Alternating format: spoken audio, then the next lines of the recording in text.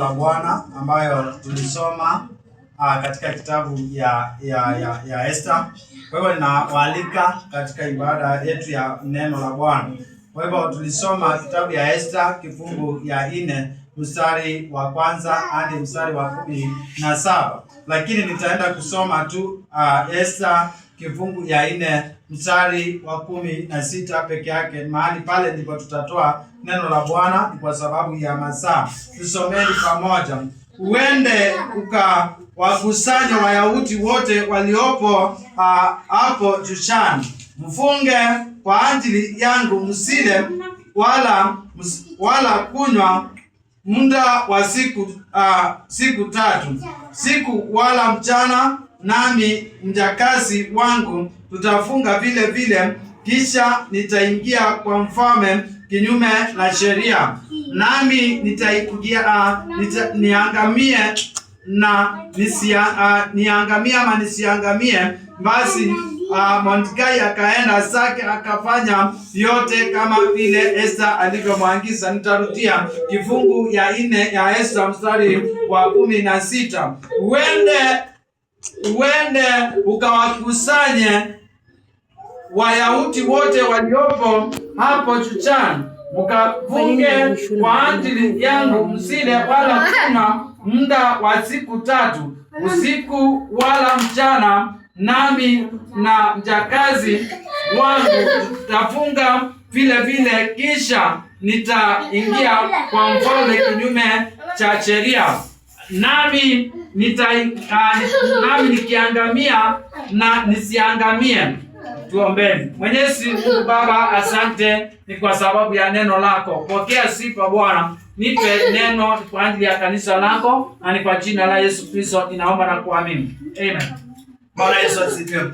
Tumekuwa tukiongea kutoka Januari, tumeongea juu ya maombi. Bwana Yesu asifiwe. Tukaongea juu ya maombi, tukajua maombi ni nini. Tukakuwa tukiongea wakati tunapopatana na maadui wetu wa kiroho tunapaswa kufanya namna gani, na yote tukawa tukiongea ni njia gani ambazo tunapaswa kujipa ama kuwa nazo wakati tunapokuwa katika maombi. Bwana Yesu asifiwe. Siku ya leo kwa sababu ya muda ninataka tukaongee ile benefits za maombi, ama ile manufaa, ama ile uzuri, ama ile faida ya maombi ambayo ni ya kufunga na kuomba. Bwana Yesu asifiwe. The benefits of prayer and fasting. Bwana Yesu asifiwe. Tunataka tukajue ile manufaa ama ile faida ya maombi ambayo ni ya kufunga na kuomba. Bwana Yesu asifiwe. Na tunapoenda kujua maombi ya kufunga na kuomba faida wake ni gani, ukitazama hiki kitabu ya Esther anasema namna gani? Anasema, anawaambia wakusanye Wayahudi wote waliopo hapo Shushani, mkafunge kwa ajili yangu, msile wala kunywa muda wa siku 3, usiku wala mchana, na mjakazi wangu tutafunga vile vile, kisha nitaingia kwa mfalme kinyume. Bwana Yesu asifiwe. Kiwa ni kwamba wakafunge siku ngapi? 3, kwa sababu ya maombi ya kumsaidia. Bwana Yesu asifiwe. Wasile wala wasikunywa. Kwa hivyo wakati tunapokuwa katika maombi ya kufunga na kukosa kula chakula, ni maombi huwa na faida katika maisha yetu, na tutaenda kuona mambo kama 7 ambayo inatusaidia ama faida ya hiyo maombi. Bwana Yesu asifiwe. Bwana Yesu asifiwe. Anawaambia hivi, mfunge kwa siku 3. Hata pia mimi nitafunga, kwa sababu maombi huwa inasaidia kufunga na kuomba wakati mambo yamekuwa mazito, kwa sababu mahali pale alikuwa hauawi. Bwana Yesu asifiwe. Lakini wakati walipoingia katika maombi ya kuomba na kukosa kukula, yakawa yamewasaidia. Bwana Yesu asifiwe. Akawaambia endeni vile vile. Na ndivyo hivyo kanisa, Mungu anaongea nasi kama siku ya leo. Tuendelee kukaa katika maombi ya kufunga na kuomba kila wakati. Mwingine tulisema tukuwe na maombi ya kuomba kila wakati. Kwa hivyo hakuna wakati ambayo hatufai kuomba. Bwana Yesu asifiwe. So wakati huo wakawa katika maombi na wakasaidika. Bwana Yesu asifiwe. Siku ya leo na kanisa tunataka tukajifunze haya mambo matatu. Tunaposema maombi ya kufunga na kuomba, niko na point ambazo ni 7 ambayo ni ya maombi ya kufunga na kuomba. Bwana Yesu asifiwe. Kitu ya kwanza faida ambayo inaleta ni kuwa na ile nguvu katika maombi. Bwana Yesu asifiwe. Yaani maombi ya kufunga na kuomba inaleta ile ambayo inaitwa our attitude, feelings and thoughts get shifted. Bwana Yesu asifiwe. Kwa hivyo wakati tunapokuwa katika maombi, inatoa kitu ambacho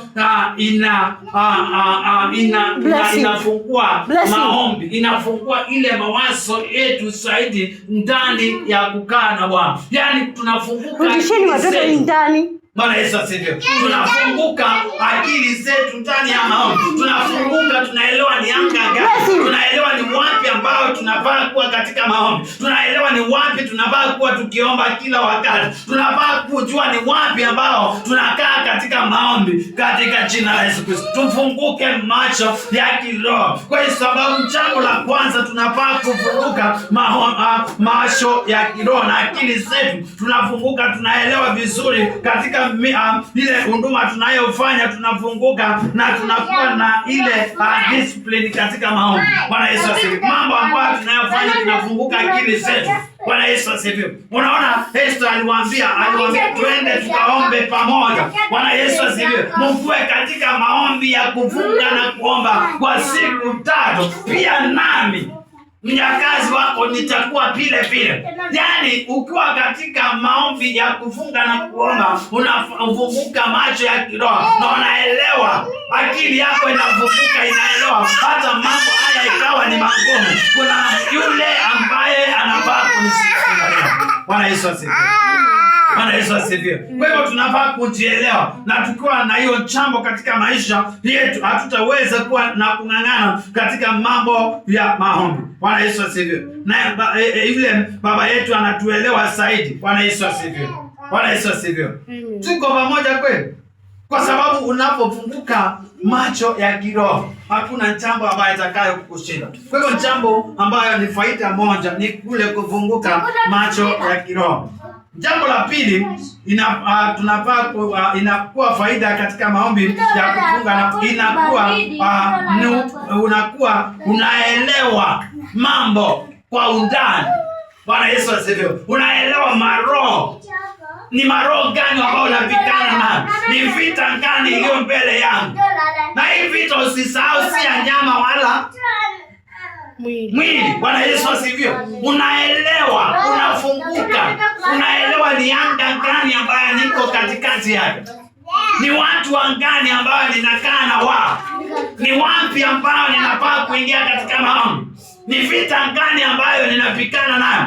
Kwa sababu askari wa Kenya saizi wakienda vita, wanajua ni vita gani ambao wanaenda kupigana. Kwa hivyo ni lazima wabebe silaha ambazo zinahusiana na ile vita ambayo wanaenda kufanya. Bwana Yesu asifiwe. Kwa hivyo ndivyo ilivyo mtu ambaye anakaa katika maombi ya kuomba na kufunga, anaelewa ni roho gani, anaelewa ni anga gani, anaelewa ni maroho gani ambayo anapigana na, anaelewa ni vita gani ambayo iliyo mbele zake.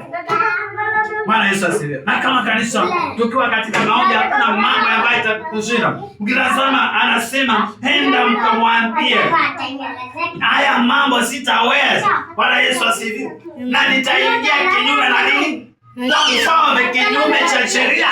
Kwa sababu mfalme mambo yake ilikuwa kuua na kufanya mambo ambayo haikuwa ya urahisi. Lakini akasema ataingia kinyume cha sheria. After maombi ya kufunga na kuomba, akaelewa anga ni gani, na anga ya maombi ya kufunga na kuomba huwa inanyamasisha maroho zingine, huwa inanyamasisha nguvu zingine zilizo kinyume na maisha yetu kama Wakristo. Vita ambazo tunapigwa usiku na mchana, Mungu huwa anatueleza hata wakati wa usiku, anaelewa ni wapi hiyo na ni gani hiki. Bwana Yesu asifiwe. Unaelewa ni anga gani hiyo? Na nikatoa mfano nikasema askari wanaelewa ni vita gani wanaendea. Wanaenda kupigana na wanabeba silaha kulingana na ile vita ambayo wanaenda kufanya nini? Kupigana, na wanajiandaa vilivyo. So Mkristo ambaye anakaa katika maombi ya kuomba na kufunga anafaa akuwe anaelewa ni maroho gani ambayo anapigana nayo, ni anga gani ambaye anapigana nayo, ni wapi anafaa kwenda. Bwana Yesu asifiwe. Amen. Na ukiwa hivyo hautakuwa na shida katika maisha yako. Bwana Yesu asifiwe. Amen. Na maisha yako itakuwa inaeleweka, kwa sababu macho ya kiroho na macho ya kimwili utakuwa unaelewa ni wapi. Macho yako itafunguka, masikio yako itaelewa hizo ni sauti gani. Bwana Yesu asifiwe. Utakuwa mtoto wa kiroho, kwa sababu Samueli hakuwa anaelewa neno wakati ule mdogo. Aliitwa na Mungu akakimbia kwa yeye. Kwa sababu gani? Kwa sababu hakuwa amefikia wakati wa kuelewa nini? Roho wa Mungu na sauti. Alisikia tu akajua ni Eli anamuita baba yake. Kwa hivyo tukiwa katika maombi ya kuomba na kufunga, ni lazima tufunguke macho na masikio ya kiroho. Sauti ambayo hiyo inatoka wapi? Sawa, ni sauti ya paka, ni sauti ya nini, lakini inalingana na roho wa Bwana. Bwana Yesu asifiwe. Na ukielewa, unajua vile utajitahidi kwenda kupigana na hiyo roho. Bwana Yesu asifiwe. Amen. Tunaenda kwa haraka. Jambo la tatu tunabaki kuwa nayo ni kuelewa, ni kuwa unaweza kukemea roho ambayo ni ya dhambi kwa haraka, na unajua kuikanya kwa jina la Yesu Kristo. Bwana Yesu asifiwe. Mtu ambaye anakaa katika maombi ya kiroho, maombi ambayo ni ya kuomba na kufunga kuomba, anakuwa ni rahisi sana kukemea roho ambayo ni haramu. Bwana Yesu asifiwe. Na anaelewa. Kwa hivyo anakuwa ni rahisi kukemea. Unaangalia hiyo, unamwambia hii roho ambayo na hii jambo ambayo anaendelea nayo si jambo nzuri. Bwana Yesu asifiwe. Na unaelewa vizuri. Na ukiwa na hilo utakuwa na shida ya kufanya kazi ya Bwana. Na ukiwa katika hali hiyo, ni lazima uelewe roho ambayo iliyo ndani yako ni ya kukuangamiza, ama ni ya kukalisha pamoja, ama ni ya kukaa mahali pamoja, unaikemea kwa haraka. Bwana Yesu asifiwe. Na unajiondoa katika hali ambayo ni ya dhambi. Bwana Yesu asifiwe. Bwana Yesu asifiwe. So hiyo ni jambo la tatu ambalo tunafaa kuwa nayo, kwa sababu uko msafi, uko sijui ninaweza kutumia lugha gani, uko msafi katika anga ya kiroho. Bwana Yesu asifiwe. Kwa hivyo inakuwa ni rahisi kukemea na dhambi na kuondokea kwa haraka. Kwa sababu gani? Kwa sababu you are pure. Bwana Yesu asifiwe. You are pure in heart. Bwana Yesu asifiwe. Roho yako ni safi. Anga ya kiroho ni safi. Bwana Yesu asifiwe. So unaelewa na unakemea dhambi kwa haraka iwezekanavyo, ukisaidiwa na roho wa Bwana. Na ile inakuwa ni ile mazoea ya kuvunja roho ambazo ni Satani. Bwana Yesu asifiwe. Jambo la 4, kupitia maombi ya kuomba na kufunga unapata kitu ambacho inaitwa supernatural growth. Bwana Yesu asifiwe. Yaani unakuwa kiroho kwa sauti, unaelewa mambo ya kiroho zaidi. Bwana Yesu asifiwe. Unaelewa mambo ya kiroho zaidi kwa haraka. kwa sababu uko na ile experience. Bwana Yesu asifiwe. Amen. Unaelewa kwa haraka. Mtu ambaye anakaa katika maombi ya kuomba na kufunga anaelewa mambo kwa haraka katika anga ya kiroho, na anakuwa, kwa sababu amekomaa kiroho. Amekomaa kiroho. Bwana Yesu asifiwe. Anakomaa, anaelewa mambo kwa haraka. Bwana Yesu asifiwe. Kwa sababu amekomaa kiroho. Ninaenda kwa haraka kwa sababu masaa iko upande wetu. Jambo la 4 ama jambo la 5, sorry. Unakuwa na ile ingine ya jambo ambayo ikiwa ni nchi ama kanisa, unakuwa kwa urahisi kuelewa anga ambayo uko ndani yake ni gani. Bwana Yesu asifiwe. Yaani unaelewa issues za nchi yetu, unaelewa issues za kanisa lenu, unaelewa issues za mahali unakaa. Bwana Yesu asifiwe. Environment ambayo uko ndani yake unaielewa zaidi kwa sababu umekomaa nini? Kiroho. Bwana Yesu asifiwe. Na ukiwa hivyo unakuwa na uwezo wa kucommand Holy Spirit ili aweze kukua account katika eneo ambayo uko nayo ama eneo uko katikati yake. Ikiwa ni nchi yetu ya Kenya, unaelewa ile roho ambayo inatawala katika nchi ya Kenya ni roho gani? Ile roho ambayo inatawala kanisa ni roho gani? Unaelewa ni nguvu gani ambazo siko katika anga ya kiroho ya Kenya. Bwana Yesu asifiwe. Unakuwa ni rahisi kuelewa na kuelewa environment ambayo uko ndani ya. Bwana Yesu asifiwe. Na ukielewa unakuwa ni rahisi kuweka ile account. Bwana Yesu asifiwe. Jambo la 6, inakuwa ni rahisi ama inatusaidia kutengeneza ama kutengeneza ule uhusiano wetu na Mungu katika maombi, katika mambo ya kufanya kazi, katika kanisa. Ndio sababu inakuwa ni kama generator ambayo ni ya kutengeneza. Bwana Yesu asifiwe. Kama vile unaona hapa kuna stima. Hii stima ukiwakisha itapeleka nini? Itapeleka mwangaza kila mahali. Bwana Yesu asifiwe. Kwa hivyo mtu ambaye anakaa katika maombi ya kuomba na kufunga, kanisa ambaye anakaa katika maombi ya kufunga na kuomba, wanakuwa ni rahisi kutengeneza kanisa. Inakuwa ni rahisi kutengeneza, kuweka pamoja kanisa, kuweka na kuelewa vile kanisa linatengenezwa, vile watu wa Mungu ama mwili wa Kristo unatengenezwa. Bwana Yesu asifiwe. Kwa sababu uko na ile experience ya kukaa katika maombi ya kufunga na kuomba. Mnduma ama mchungaji ambaye anakaa katika maombi ndiye anaona, anakuwa ni rahisi kuelewa ni njia gani ambayo inafaa kutengenezwa katika kanisa. Ni wapi ambapo anafaa kuunganishwa? Ni wapi ambao familia hii inahitaji? Ni wapi nchi yetu inahitaji kuombewa? Ni wapi kanisa inahitaji? Ni wapi hawa washirika wanahitaji?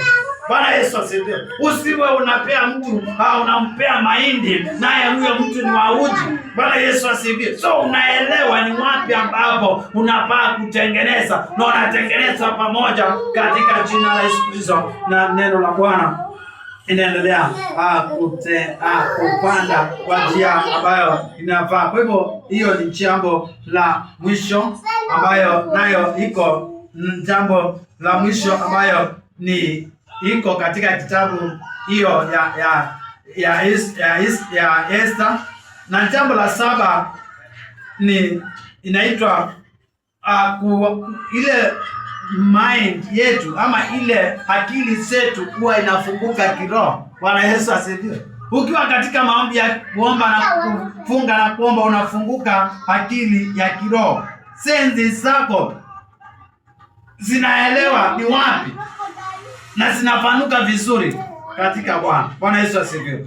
Na unakuwa na ile uwezo ama ile ability to design ni wapi ambapo unafaa kutengeneza. Bwana Yesu asifiwe. Amen. Na unakuwa ni kwa haraka kwa ajili ya kupata ile accomplish ile kazi ya Bwana kwa njia ambayo inafaa katika huduma ya maombi ya kufunga na kuomba. Kwa hivyo Mungu wetu atusaidie tunapoendelea kujiandaa kwa ajili ya kazi ya Bwana. Tumesema tuko na mambo masaba kwa ajili ya maombi, ama faida ambazo ni saba kwa ajili ya kazi ambayo ni ya Bwana. Bwana Yesu asifiwe. Katika maombi ya kuomba, ya kufunga na kufanya nini? Na kuomba. Tukasema jambo la kwanza, kwa wale walikuwa wanaandika, inasema jambo la kwanza, our attitudes, feelings and thoughts get sifted, grounded and purified by God. Bwana Yesu asifiwe. Jambo la ya pili, tukasema we are able to decide more clearly the will of God for our lives, Bwana Yesu asifiwe.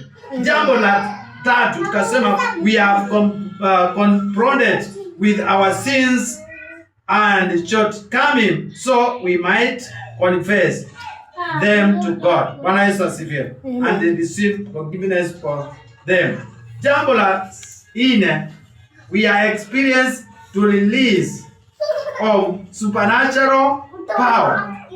Namba la tano, kwa vile alikuwa ameandika, we can influence national issues and concern through our prayers. Namba sita, we can help